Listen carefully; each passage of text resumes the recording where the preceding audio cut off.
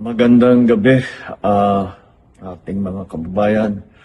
Ikinalulungkot ko na meron po tayo natanggap na report na meron na pong casualty na Pilipino dito po sa gera na nangyayari sa Middle East. Na-report po sa atin ay namatay po ang isang Mary Ann Velasquez de Vera na tigang Pangasinan.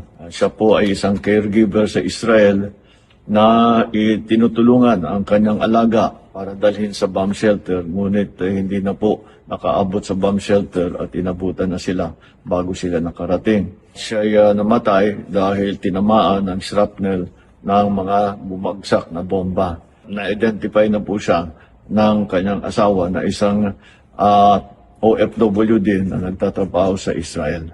Lahat po ng tulong na kakailanganin ng kanilang pamilya ay ihahatid ng ating pamahalaan.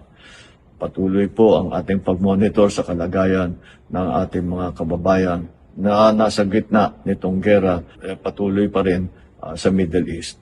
Asahan po ninyo na pagka meron tayong maire-report ay ire-report ko po sa inyo agad.